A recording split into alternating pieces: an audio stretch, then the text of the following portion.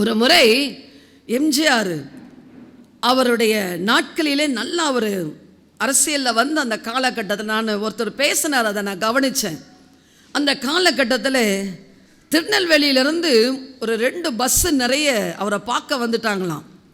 அங்கே அவர் இருக்கிற இடத்துல போரூரில், அவருடைய இடம் பேர் என்ன, ராமாபுரம். அங்கே வந்துட்டாங்க எல்லாரும். அப்போது எல்லாருக்கும் பார்த்தீங்கன்னா இவரை பார்க்க வந்திருக்கிறாங்கன்னு சொன்ன உடனே எல்லாருக்கும் நல்ல சாப்பாடு அவர் ரெடி பண்ணாராம். காலையில் நல்ல வடை பாயாசத்தோடு நல்ல சாப்பாடு, கறி குழம்பு, கருவாட்டு குழம்பு எல்லாம் இருக்குது அங்கே. அப்போ அங்கே ஒரு பெரியவரை கூப்பிட்டு எம்ஜிஆர் கேட்டாராம். ஒரு மினிஸ்டர், பட் அவர் ஒரு மனுஷன். அந்த மனுஷனுக்குள்ளேயே ஒரு ஞாபகம் இருக்குது பாருங்கள், ஒருத்தங்க செய்கிற நன்மை. அவர் கேட்டாராம், திருநெல்வேலியில் இந்த ஏரியாவில் இந்த வில்லேஜில் ஒரு அம்மா இருக்கிறாங்க, அந்த அம்மாவுடைய பேரை சொல்லி அந்த பெரியவர்கிட்ட கேட்டாராம், அந்த அம்மா எப்படி இருக்கிறாங்கன்னு. அவருக்கு ஷாக் ஆகிடுச்சான் அந்த பெரியவருக்கு. அந்த அம்மா பாவம் ஐயா, பிள்ளைங்களாம் விட்டுட்டு போயிட்டாங்க, இந்த அம்மா சாப்பாட்டுக்கே கஷ்டப்படுறாங்க, உங்களுக்கு எப்படி தெரியும் அவங்கள அப்படின்னு சொல்லி அந்த ஐயா கேட்டாராம்.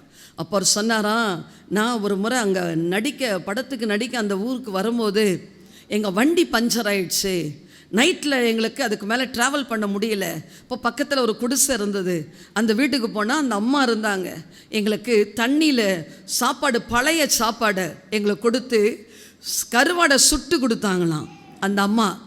எம்ஜிஆருக்கும் கூட போன ஒரு 2 பேருக்கும் நல்ல நிறைவான சாப்பாடு, நல்ல கஞ்சி, கருவாடு, சுட்ட கருவாடு.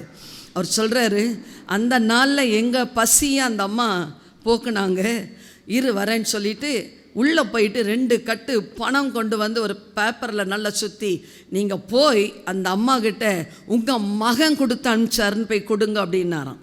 எனக்கு உண்மையாக ஆச்சரியமாக இருக்குது. நம்மளாம் ஒரு சிலரெல்லாம் ரொம்ப நம்ம அதிகமாக புரிஞ்சிக்காமல் நம்ம என்னென்னமோ நம்ம நினைக்கிறோம். ஆனால் அவருக்குள்ளேயும் சில நல்ல குணங்கள் இருக்குது. ஒரு மனுஷனுக்குள்ளேயே ஒரு நல்ல குணம்னா, நம்மை படைத்த ஆண்டவர் யார் நம்மளை கைவிட்டு போனாலும் நம்மளை தேடி நமக்கு உணவுகளையும் நம்மை தேடி நம்முடைய ஆசீர்வாதங்களையும் கொடுத்து அனுப்புவதிலே அவர் கண்ணும் கருத்துமாய் நம்மளை காப்பாற்றி வருகிறாருங்க. எத்தனை பேர் நீங்கள் விசுவாசிக்கிறீங்க?